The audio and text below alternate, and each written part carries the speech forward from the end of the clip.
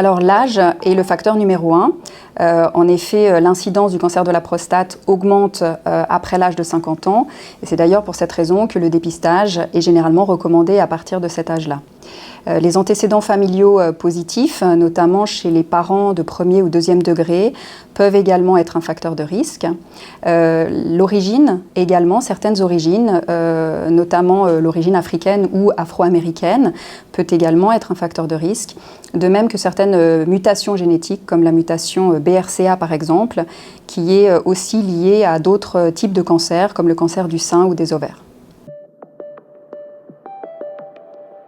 Alors, en règle générale, on recommande un dépistage à partir de 50 ans, puisque c'est à partir de cet âge-là que l'incidence du cancer de la prostate augmente.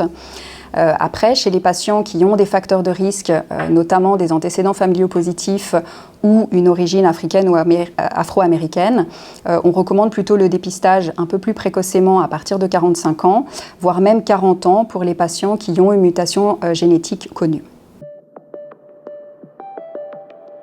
Alors, en règle générale, il est recommandé de poursuivre le dépistage chez les hommes qui ont une espérance de vie de 10 ans ou plus. Globalement, on arrête généralement, ou on recommande d'arrêter le dépistage à partir de 75 ans ou plus, sachant que le cancer de la prostate est un cancer d'évolution généralement très lente.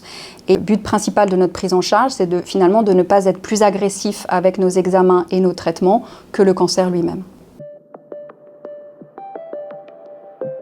Alors, en règle générale, les symptômes arrivent plutôt tardivement, à des stades plus avancés de la maladie.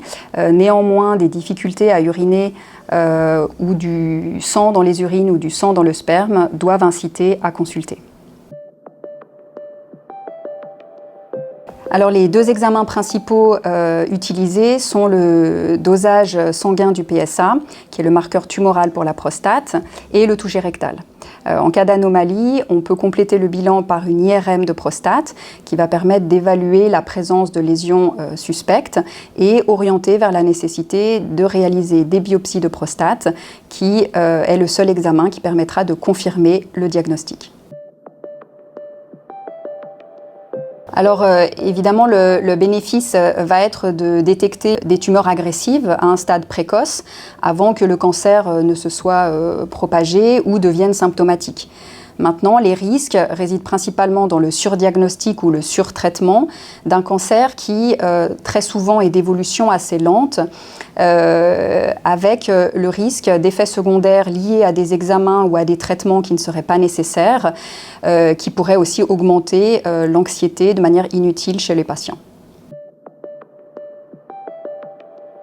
Il n'y a à l'heure actuelle pas de modalité certaine de prévention par l'alimentation actuellement recommandée, tout simplement par manque de résultats scientifiques suffisants. Les conseils portent principalement sur un mode de vie sain, sans toutefois de preuves spécifiques que cela va réduire le risque du cancer de la prostate. L'activité physique est considérée comme ayant un effet protecteur sur la santé de manière générale, mais son lien avec le cancer de la prostate n'a jamais été formellement établi. Toutefois, l'obésité a été associée avec un risque plus accru d'avoir un cancer plus avancé au moment du diagnostic, notamment parce que l'obésité rend plus difficile le dépistage du cancer de la prostate par dilution du PSA dans le sang. Alors, en règle générale, il n'est pas recommandé de dépister systématiquement tous les hommes sans prendre en considération les risques et leur état de santé général. Le dépistage s'adresse plutôt aux hommes de plus de 50 ans avec une espérance de vie de 10 ans ou plus. Le dépistage est également fortement recommandé pour les patients avec facteurs de risque qu'on a évoqués précédemment. Une discussion annuelle est généralement recommandée avec le médecin traitant ou l'urologue à partir de 50 ans ou avant en cas de risque accru. Le PSA peut être contrôlé tous les 1 à 2 ans en fonction du profil du patient.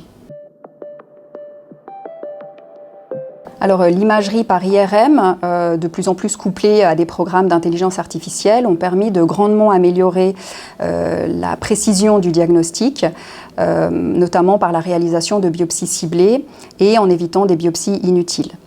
Il existe aussi des calculateurs de risque et des tests génétiques complémentaires permettant une approche personnalisée.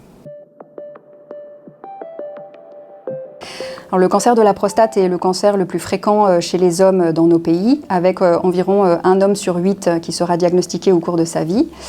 Heureusement, la majorité sont des formes localisées et parfaitement curables.